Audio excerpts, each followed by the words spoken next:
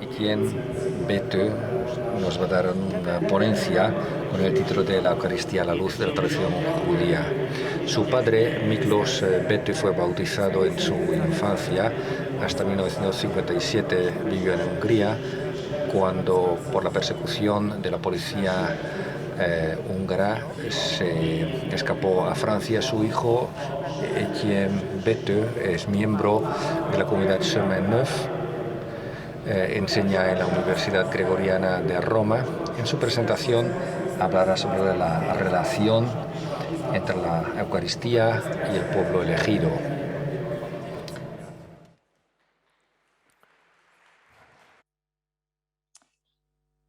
Good afternoon to everyone. So it's disappointing for me not to be able to be live in Budapest. Buenas tardes a todos. Siento mucho no poder estar allí en directo en Budapest. Como acabo de mencionar, me rompí el tobillo hace unos días, así que no puedo viajar. Estoy decepcionada por no haber podido viajar y también porque me hubiera gustado visitar a mis familiares en Budapest. Sin embargo,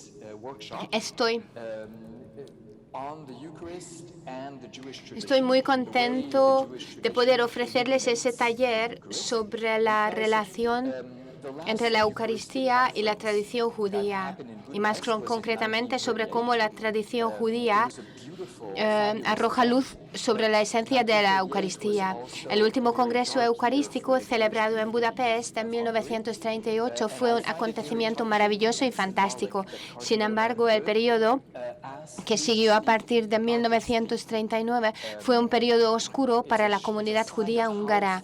Me conmovió mucho y fue simbólicamente muy significativo para mí ser invitado por el cardenal Peter Erdő a dar una conferencia sobre este tema en este importante evento. Para mí, es una gran señal de enorme paso adelante que hemos dado desde la época de la Gran Depresión y de reconocimiento de que nuestra fe cristiana, la misa católica y la Sagrada Liturgia, así como la liturgia y la tradición orientales, las tradiciones de culto de otras denominaciones protestantes, tienen raíces judías comunes. Así que, si realmente queremos entender la esencia de la Eucaristía, necesitamos conocer sus raíces judías, las tradiciones judías pasadas y presentes, porque la tradición judía ilumina la esencia de la Eucaristía. Y la Eucaristía nos ayuda a comprender la tradición judía. Seguramente todos ustedes saben por qué tenemos aquella tradición cristiana para celebrar la Eucaristía. Es porque repite las palabras y las acciones de Jesús en la última cena.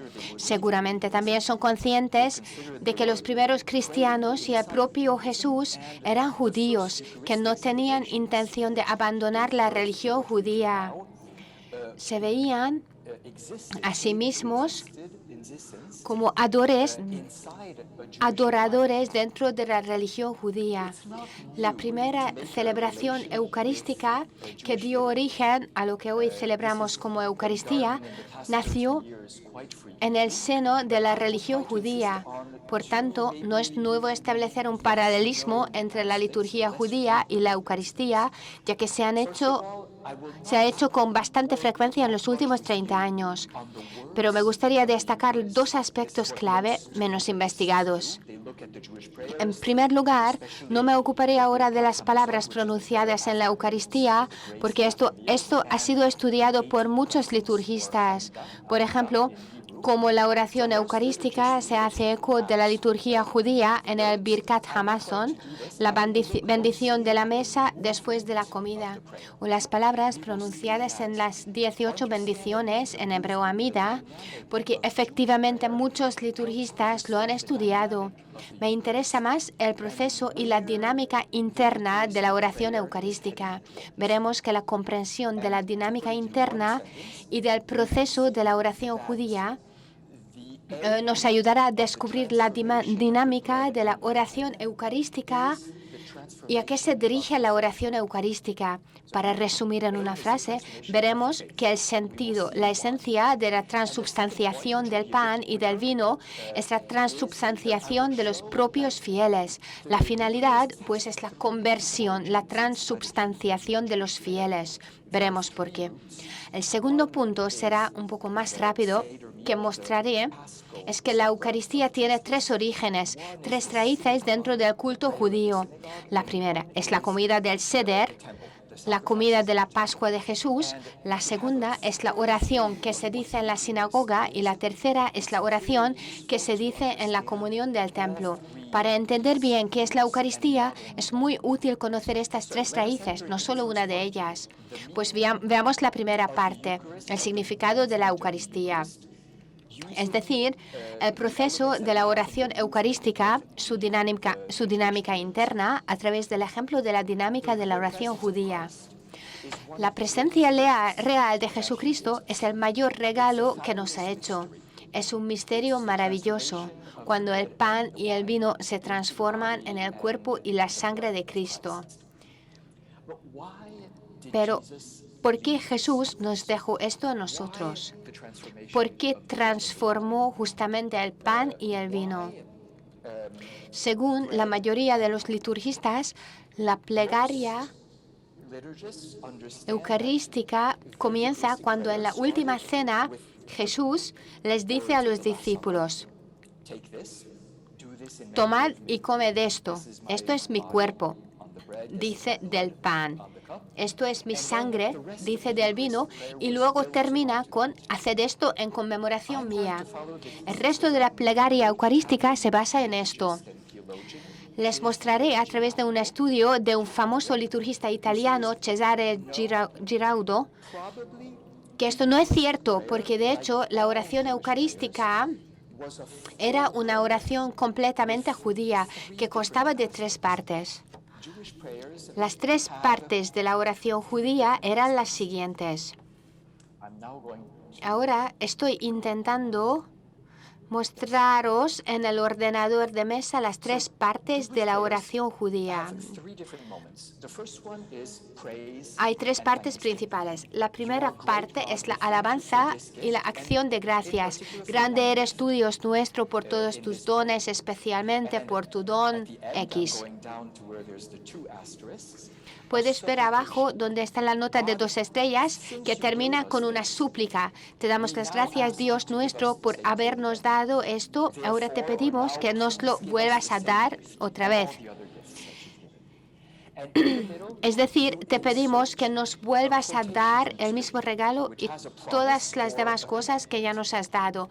Y entre medias se recita una cita bíblica, que es una promesa, un mandato de las Escrituras. Cesare Giraudo sostiene que la propia plegaria eucarística está construida sobre esta estructura.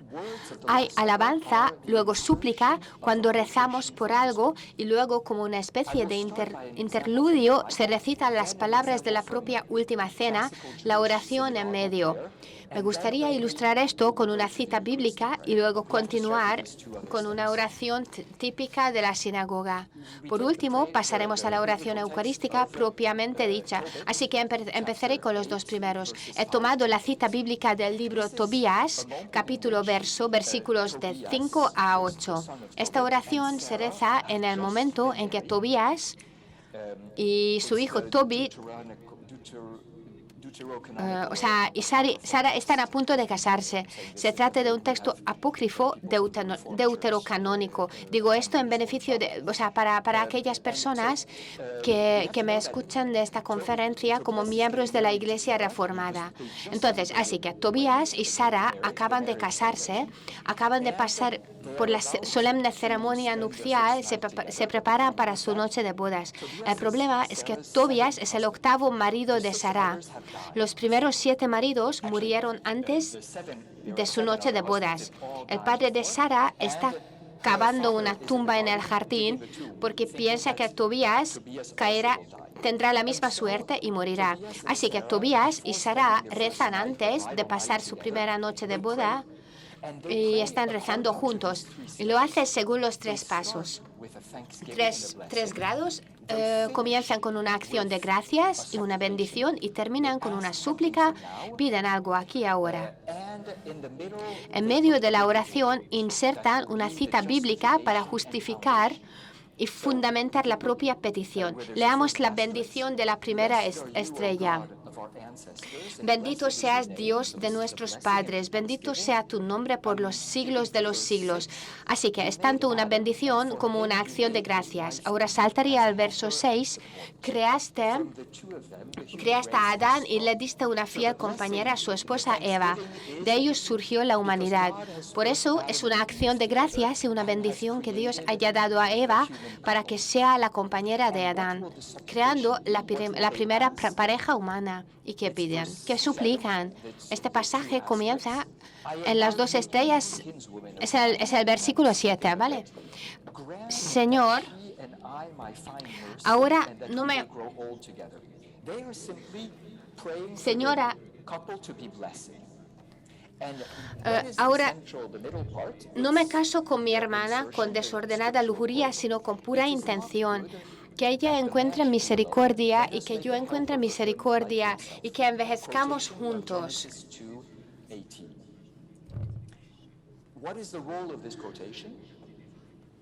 Exactamente, dice, al casarme con esta mujer no lo hago por impuro deseo, sino con la mejor intención. Ten misericordia de nosotros y haz que lleguemos juntos a la vejez. Los 2 dijeron amén.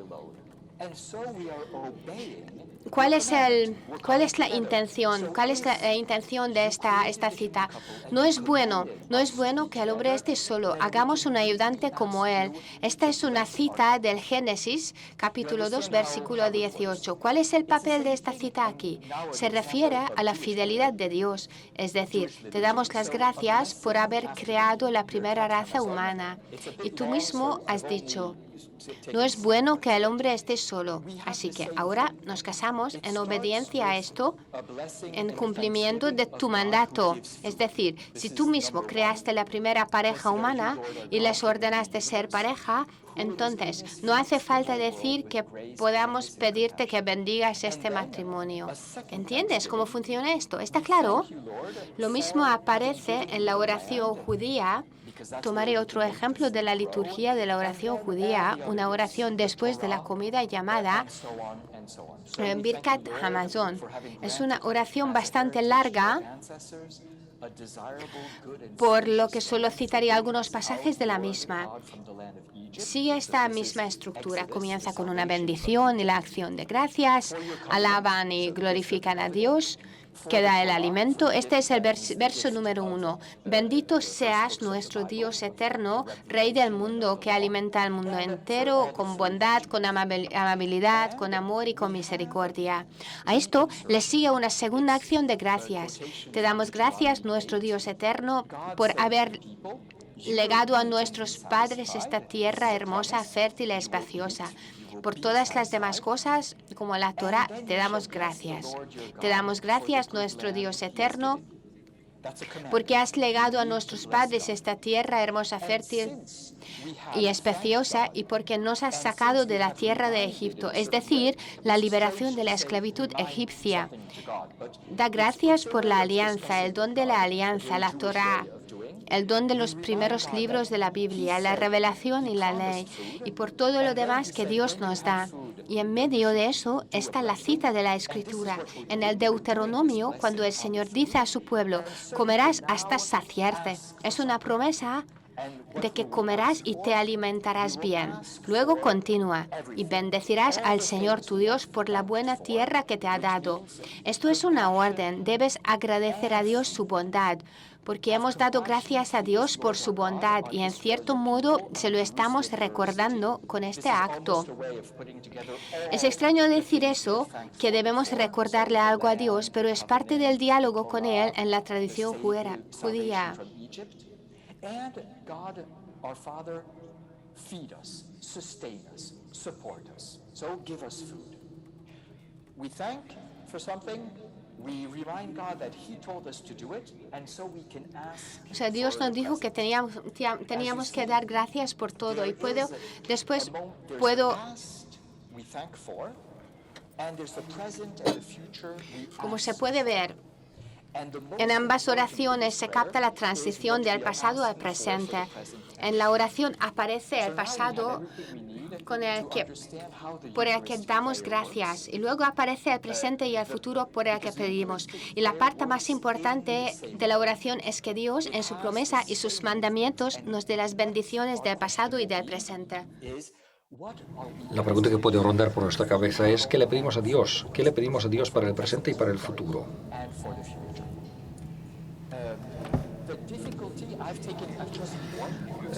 Vamos a leer partes de la segunda plegaria eucarística según el rito latino.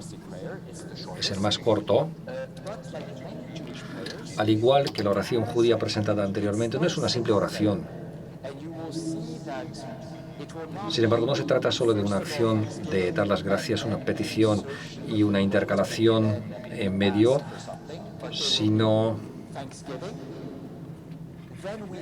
de una acción de gracias, luego una petición seguida de una interposición, seguida de una segunda acción de agradecimiento, seguida de una segunda súplica o ruego, si se quiere.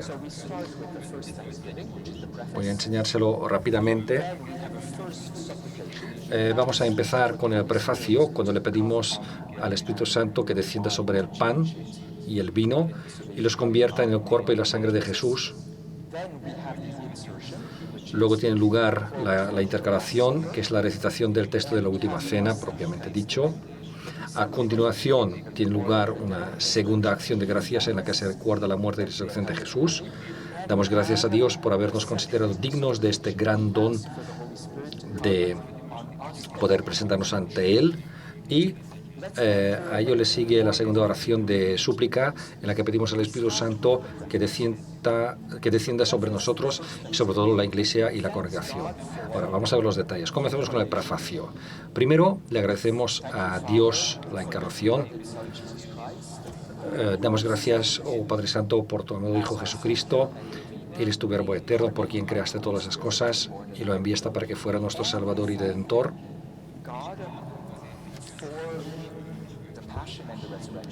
Y aquí damos gracias porque sufrió la muerte de agonía y resucitó de entre los muertos. Estas últimas líneas dicen: luego, habiendo hecho tu voluntad y habiendo hecho de ti un pueblo santo, sufrió la muerte en la cruz con el brazo extendido para levantar la maldición de la muerte y darnos testimonio de la resurrección.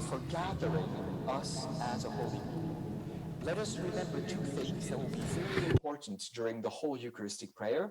We are thanking God for the passion and resurrection. Por una parte, luego damos gracias a Dios por la pasión y la resurrección de Jesús, y damos gracias por haber reunido a su pueblo en la Santa Comunión. Esta es la esencia de la primera acción de gracias. Ahora pasaré a la primera súplica, a la cual volveré más tarde.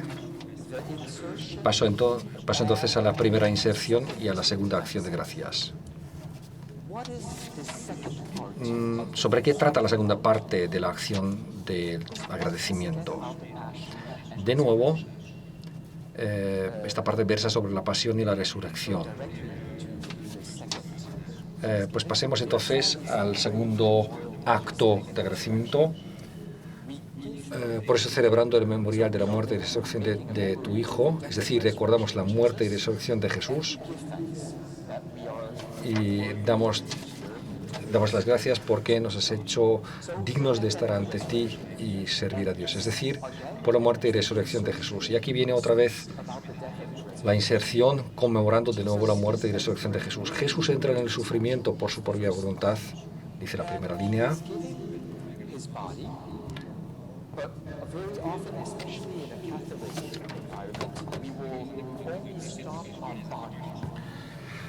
En un contexto católico, pues tendemos a detenernos en decir que este es mi cuerpo, pero tenemos que decir toda la frase: pero este es mi cuerpo que se entrega por vosotros y por muchos. Eso significa que la acción del agradecimiento se centra en el sufrimiento, la muerte y la resurrección de Jesús.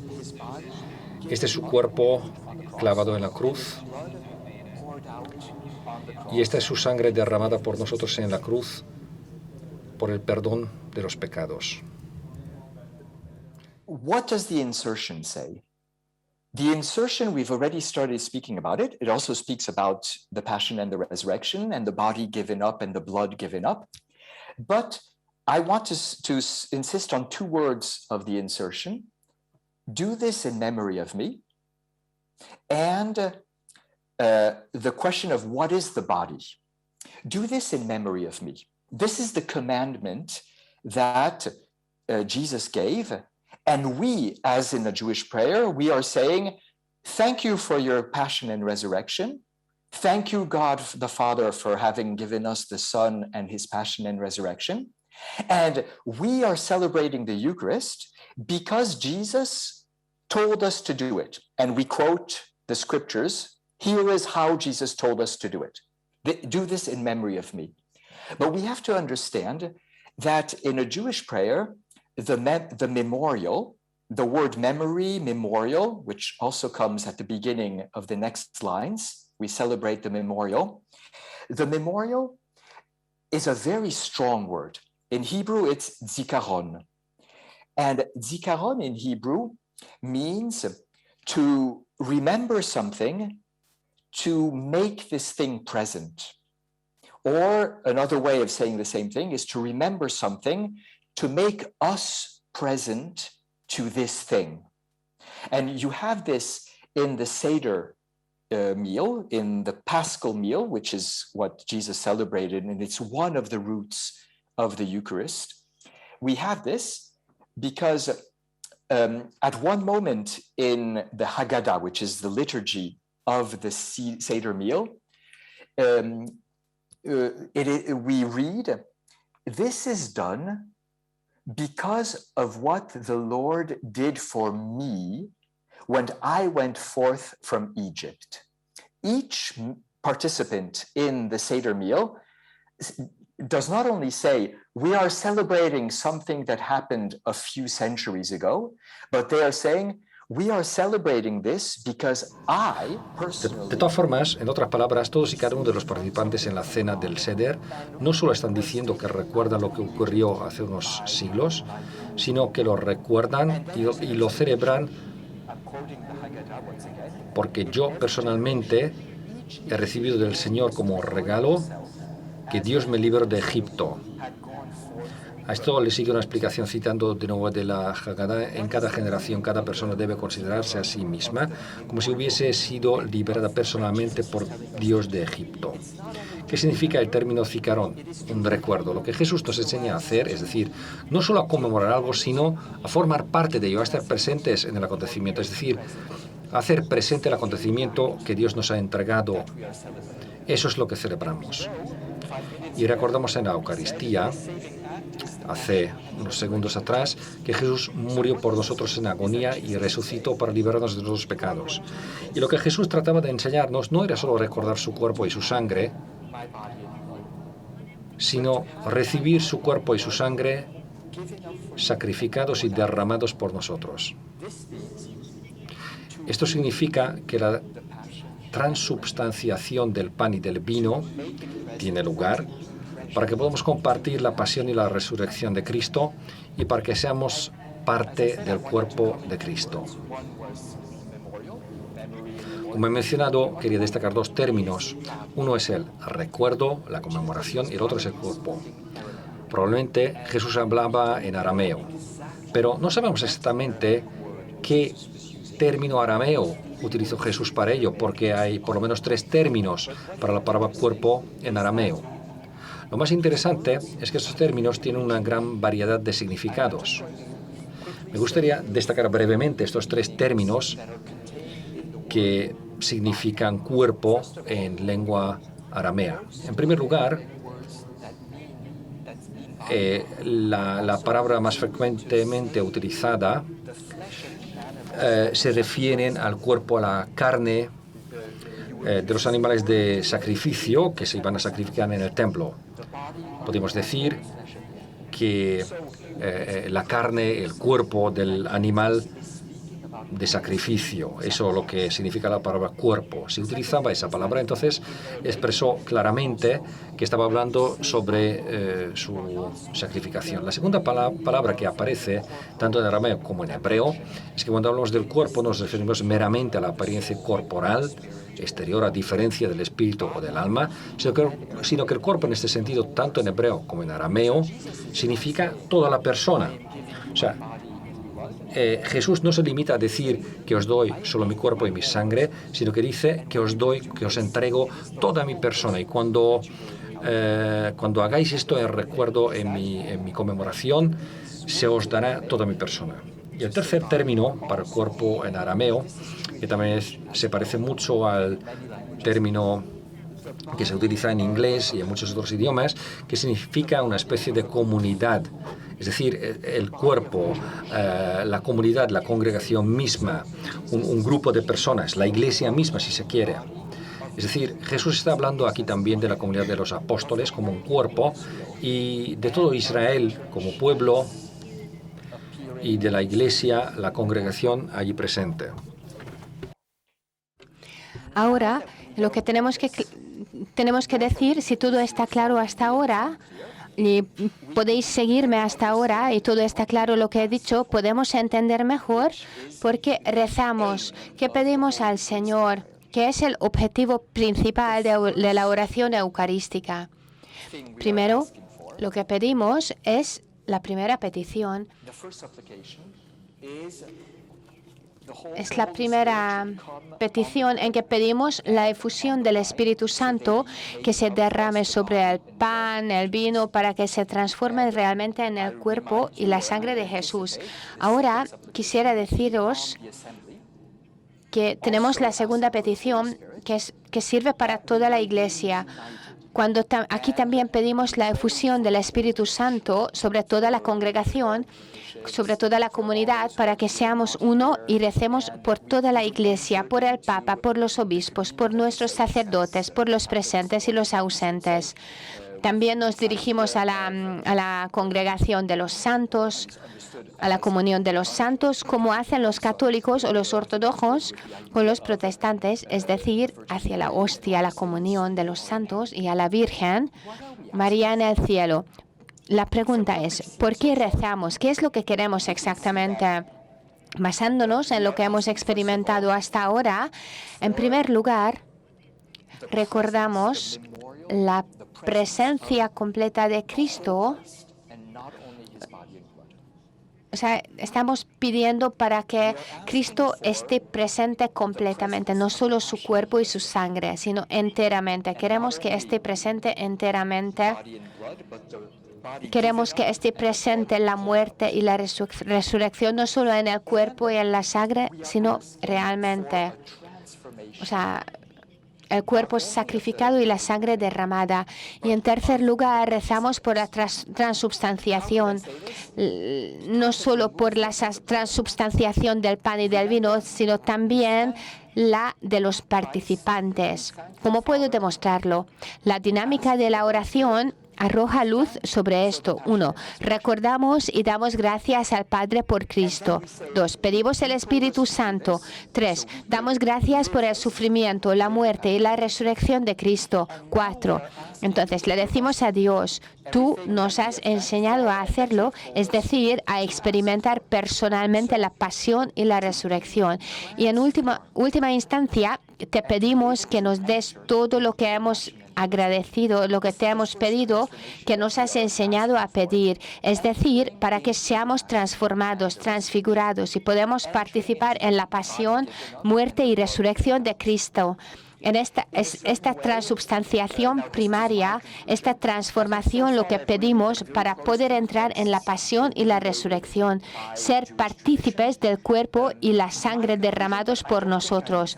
En cierto sentido, es mi opinión personal, que baso en la iluminación de la tradición de la oración judía, no es exagerado decir que rezamos por la transubstanciación, por la metanoia en la frase griega de los padres de la Iglesia, no solo por la transubstanciación bajo el pan y el vino, sino también para que nosotros mismos nos transubstanciemos, nos transfiguremos, para que nosotros mismos podamos entrar en la pasión, en la muerte y en la resurrección de Cristo.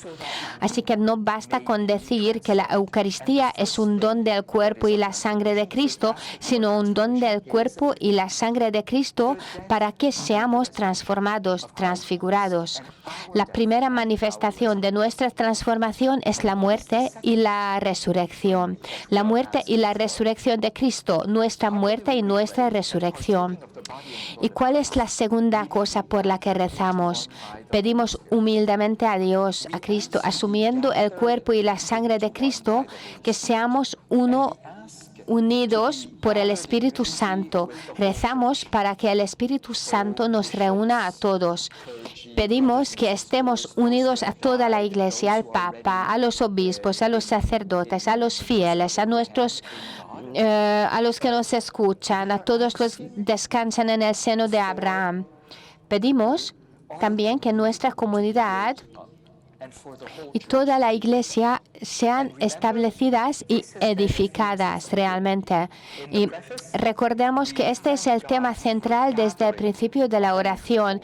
En el prefacio damos gracias a Dios por haber reunido a su pueblo santo por medio de Jesús, y luego la palabra cuerpo, el cuerpo significa también el cuerpo de la comunidad, así como el cuerpo del pueblo de Israel y el cuerpo de la Iglesia. Así que podemos pedir a Dios lo que quiere darnos, es decir, reunirnos en un solo cuerpo.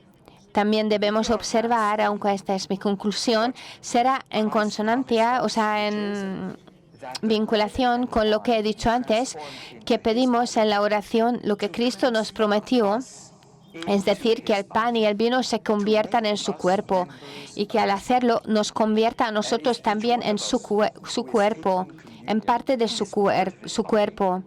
Y si todos los que participamos en el Santísimo Sacramento formamos parte de su cuerpo, nos convertiremos realmente en uno. Así llegamos al final de la primera parte de mi taller. Espero que, a pesar de que están escuchando una grabación y no podrán hacer preguntas, haya quedado claro que al leer la plegaria eucarística y al mismo tiempo interpretarla a la luz de las oraciones judías, podemos entender que lo más importante es decir, no solo las palabras de la institución de la Eucaristía juegan un papel importante, y que la Eucaristía no es solo la santidad, el sacramento del cuerpo y la sangre de Jesús, sino que toda la oración, las tres partes de la oración, son muy importantes. Es el sacramento de nuestra transubstanciación. De esta manera podemos participar en la pasión y en la resurrección de Cristo. Así formaremos parte del cuerpo de Jesús. Seremos sus miembros. Así pues, la Eucaristía es el sacramento del cuerpo y la sangre de Jesús, por el que pasamos a formar parte de su cuerpo crucificado, de su cuerpo resucitado, el cuerpo que creó para nosotros como pueblo de Dios. Así que una vez más voy a repetir, la Eucaristía es el sacramento del cuerpo y la sangre de Cristo, por la que pasamos a formar parte de su cuerpo crucificado, de su cuerpo resucitado y de su cuerpo como comunidad. Y entonces ahora vamos a pasar a la segunda parte de mi conferencia, de mi taller, y vamos a ver las diapositivas. La segunda parte del taller será más breve y se basará menos en textos sobre la Eucaristía.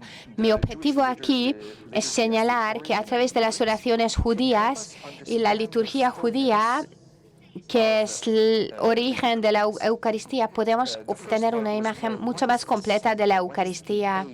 Así, la primera parte fue sobre lo que es la Eucaristía, nuestra transubstanciación, la transubstanciación del pan y del vino para nuestra transubstanciación.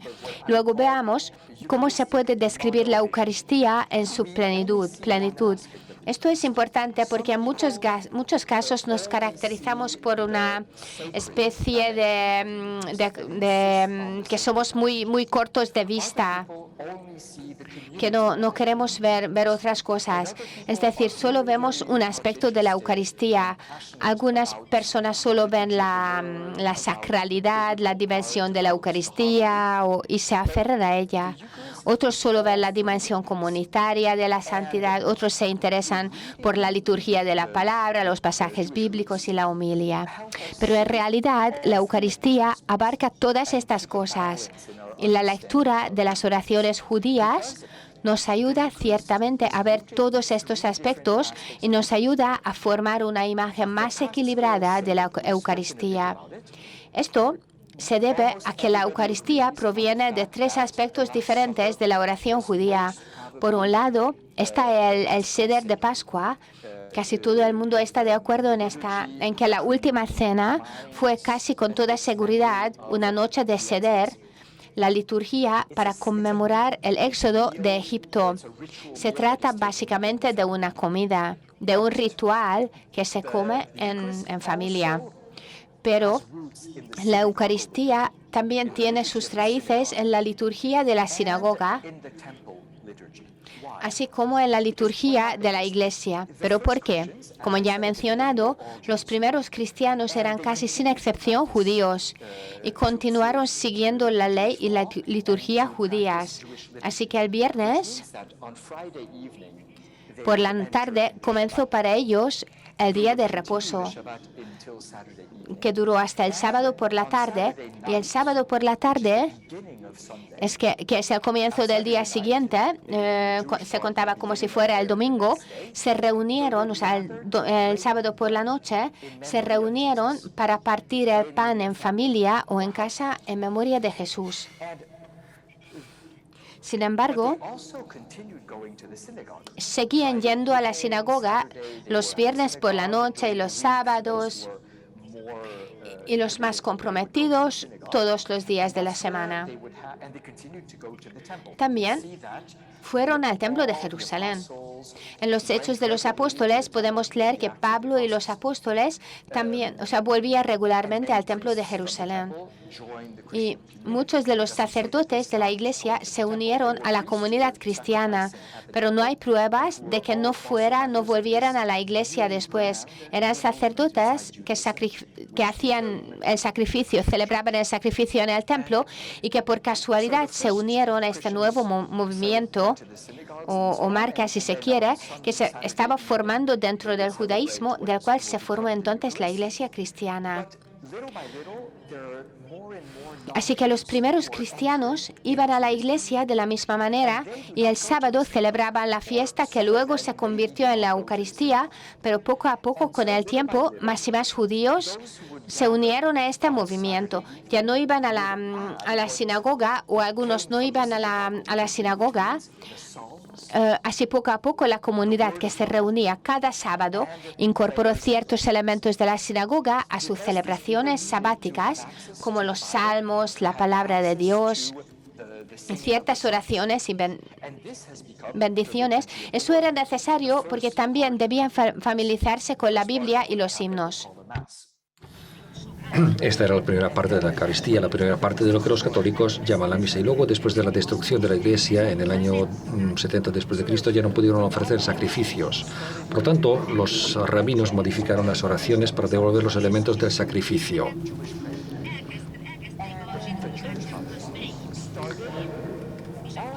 Al mismo tiempo, los primeros cristianos, los paleocristianos, los padres de la Iglesia, comenzaron a incorporar elementos de la dimensión sacrificial en la Eucaristía. Así recordaron que también Esta era una especie de presentación de sacrificio. Incorporaron a la liturgia la terminología de los sacrificios, la utilizada en las oraciones de la Iglesia. Por un lado, creo que es fascinante ver cómo la Eucaristía combina todos esos tres aspectos. Hace de la Eucaristía una oración muy rica. Es extremadamente rica porque incluye la dimensión de la comida familiar, tiene la liturgia de la palabra, incluye los salmos, la dimensión de los salmos, y también incluye la dimensión sacrificial y eclesial. Y esto es muy importante porque estamos diciendo que Jesús es el pan de vida. Él mismo, repito, es el pan de la vida. Esta es la dimensión de la comida. Jesús mismo es la palabra de Dios. Esta es la dimensión sinagogal litúrgica. Y decimos también que Jesús mismo es el Cordero de la Pascua. Él es el mismo sacrificio y al mismo tiempo es el altar y el sacerdote.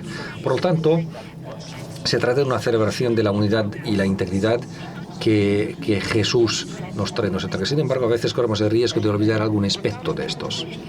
Y ahora, sin entrar en los detalles, creo que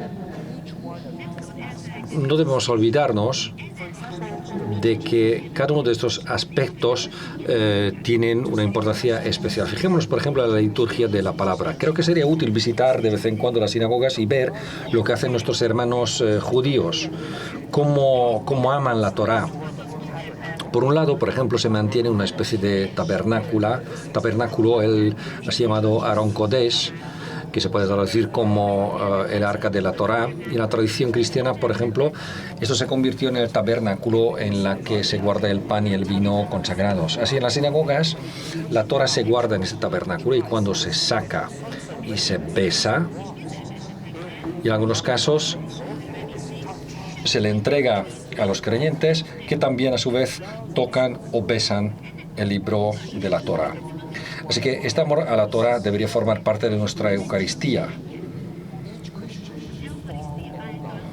A través de la Eucaristía, todos los cristianos deberían enamorarse de la palabra de Dios. Uno de los propósitos de la Eucaristía es que cuando los sacerdotes, un equipo litúrgico, una parroquia preparan la Eucaristía, ya sea una misa, un servicio, incluso una Eucaristía, una especie de cena del Señor protestante,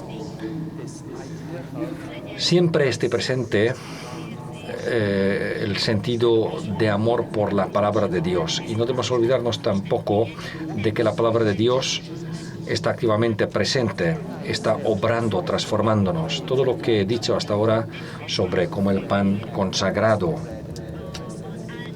el pan bendito y el vino bendito nos transforman, todo esto es aplicable también para la palabra de Dios, de una manera ligeramente diferente, pero es algo extremadamente poderoso también. La palabra de Dios hace lo mismo, la palabra de Dios nos transforma, está activamente presente en nuestras vidas. Aquí cito la carta a Hebreos, porque la palabra de Dios es viva y eficaz, más cortante que cualquier espada de dos filos. Cada vez que participamos en la Eucaristía, nos transfiguramos en dos sentidos. Por un lado, somos transfigurados por la palabra de Dios y también por la Santa Comunión. Y eso, por cierto, es algo muy central en las iglesias reformadas. En la Iglesia Católica, después del Segundo Concilio del Vaticano y en las liturgias latinas, a veces es como si hubiese dos liturgias separadas, la liturgia de la palabra y la liturgia de la Eucaristía. Por lo menos así parece. Por supuesto, estamos hablando de una única liturgia que tiene dos aspectos, pero hay iglesias en las que el lugar de liturgia de la palabra no es ese altar del sacrificio, por lo que podemos ver realmente estos dos aspectos separados.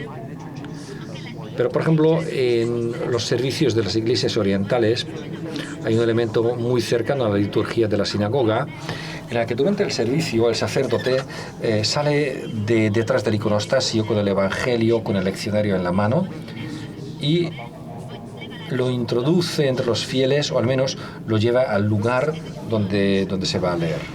Esto es algo que nosotros también deberíamos adoptar. Creo que también sería una buena idea, sería quizá buena idea tratar de dirigirnos a las escrituras con algún tipo de respeto genuino, de modo que esto pudiera reflejarse incluso en el diseño de las iglesias. No sé si esto podría hacerse, por ejemplo, en forma de un tabernáculo especial para las escrituras, tal vez un altar, o por ejemplo en las iglesias católicas donde ya hay muchas capillas, podría haber una capilla aparte dedicada a ello. Sería interesante reflexionarnos sobre cómo y en qué forma presentamos las escrituras en nuestras iglesias y en nuestras celebraciones. El segundo aspecto que he mencionado es la comida. El seder, por ejemplo, es en realidad una comida familiar. Y mucha gente dice que, bueno, la Eucaristía no es una simple comida, y es cierto que no es una simple comida porque allí está la liturgia de la palabra y el aspecto sacrificial proveniente de la liturgia de la Iglesia. Pero al fin y al cabo, es una comida. En la tradición judía hay una combinación de la liturgia y de la comida. Por ejemplo, la noche del Seder, en el caso del Kiddush, la bendición del pan y el vino. Y existe también la interpretación de que la comida y la oración no necesariamente deben separarse. O sea, comida y oración a la vez. Si consideramos la Biblia en el Antiguo Testamento, en el Tanaj, todos los sacrificios importantes van acompañados de comidas. Uno de los más notables es cuando Moisés, después de recibir los 10 mandamientos en el monte Sinai, ¿qué hace con los ancianos? Aunque vieron a Dios, comieron y bebieron, dice el texto. O sea, vieron a Dios, comieron y bebieron. Vaya, eso es algo asombroso. Ahí están en la presencia de Dios. ¿Y qué hacen? Comen y beben. Así precisamente son las promesas mesiánicas. ¿Cómo será el final de los tiempos? ¿Cómo será el reino de los cielos? Será prácticamente una fiesta. Y de alguna forma, pues lo hemos dejado en algún lugar. A propósito, todo esto se ha hecho por razones fácilmente comprensibles. Una vez que la liturgia de la sinagoga y del templo se incorporó a la Eucaristía, esta ya no podía considerarse una comida familiar. Era algo público, se celebraba en algún lugar amplio con la participación de mucha gente y la dimensión litúrgica se convertía en la dominante. No creo que haya vuelta atrás. No creo que podamos dar marcha atrás. Sin embargo, vale la pena concienciarnos del importante papel que desempeñan las comidas en la tradición judía y tratar de regresar a estas raíces. A menudo he pensado, por ejemplo, durante la epidemia, aunque la epidemia sigue existiendo, que hay muchas oraciones judías que se suelen recitar en el seno de la familia. Ahora, en los últimos año y medio se ha vuelto problemático asistir a los servicios públicos, o sea, a las misas, pero al mismo tiempo las familias judías rezaban juntas durante este periodo y precisamente en los momentos de crisis es cuando conviene recordar que hay liturgias que se pueden celebrar en la familia. Y otro aspecto que puede ser especialmente relevante para los húngaros, ya que sabemos que en Hungría hay excelentes vinos, es decir, deberíamos aferrarnos más a la presencia del vino en la celebración de la Eucaristía. ¿Por qué lo digo? Porque en la Biblia el vino es un signo de alegría y de fiesta. Y muy a menudo, al menos en las iglesias de las que tengo experiencia personal, y esto se aplica tal vez un poco más al rito católico romano, o sea, tendemos a insistir en el pan consagrado, es decir, el cuerpo de Cristo, pero en la mayoría absoluta de los casos el vino lo bebe solo exclusivamente el sacerdote. o si todos lo reciben, pues reciben una cantidad muy reducida. El vino debe ser de calidad excelente. Y aunque, bueno, esto a veces es difícil, pero antes de verterlo en el cáliz, sería bueno que el vino estuviese en una jarra transparente para que pudiésemos ver que el vino está allí y que tiene un color muy bonito. Además, si es posible, deberíamos darles a todos no solo un pequeño sorbo, un traguito. Recuerdo que una vez participaba en un gran servicio donde la Eucaristía, el acto de la Eucaristía se realizaba con pan y vino, y cuando la última persona salió a beber el vino, apenas lo levantó a sus labios, después de que el sacerdote, esta fue la última persona, y el sacerdote le dijo que bebiese un poco más. Y esta persona dice o decía después que en el momento cuando el cura le dijo que bebiese más, tenía la sensación como si Dios le hubiese dicho que tomara toda la alegría que pudiera, porque Él quiere darnos toda la alegría posible. Así creo que podríamos cambiar eso en la celebración eucarística.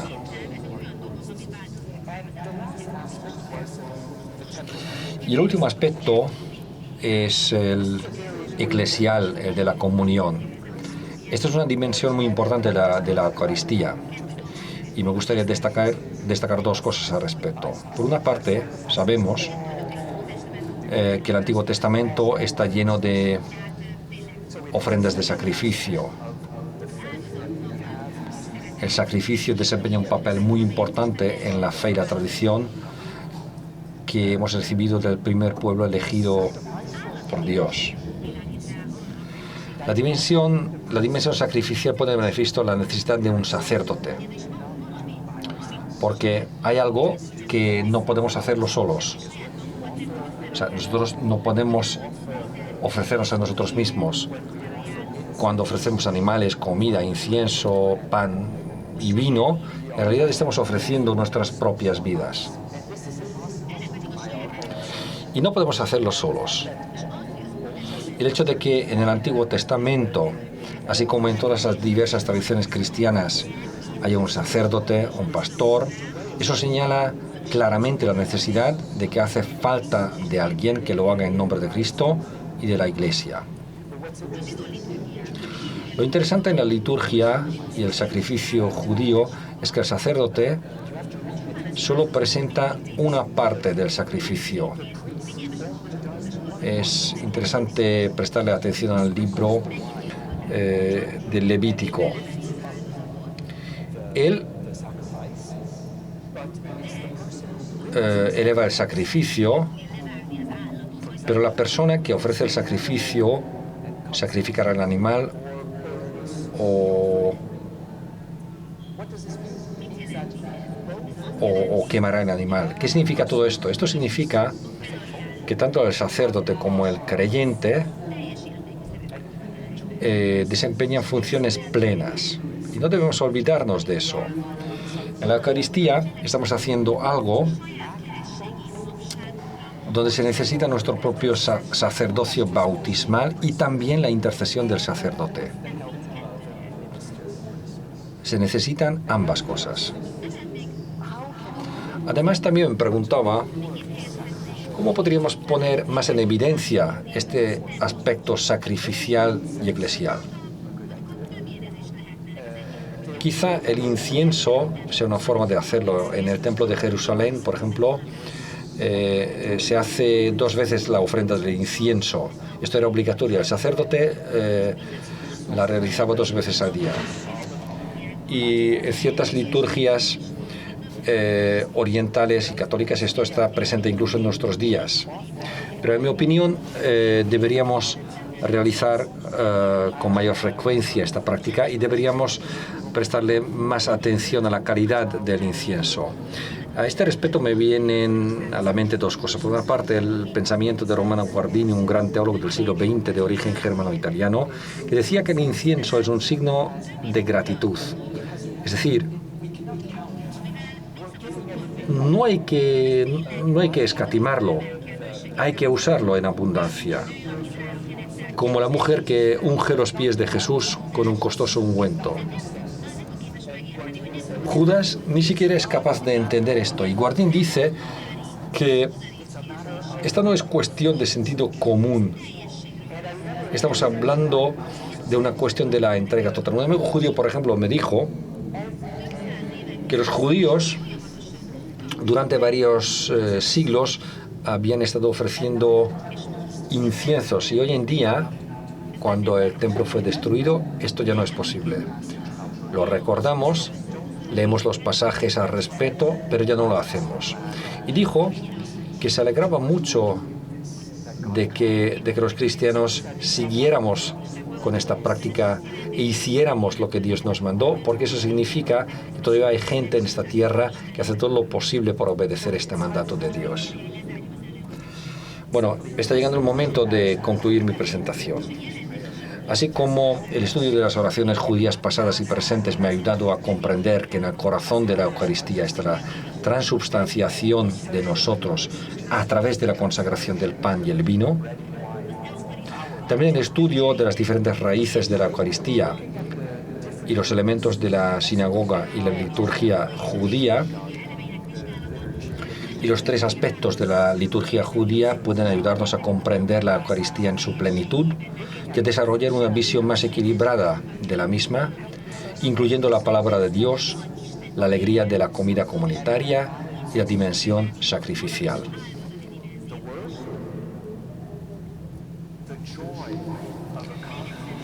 De este modo, repito,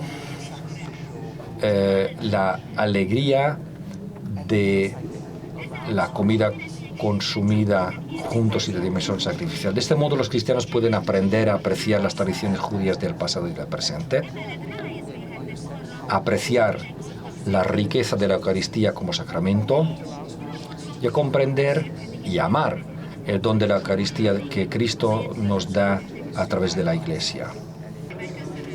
Muchas gracias por su atención.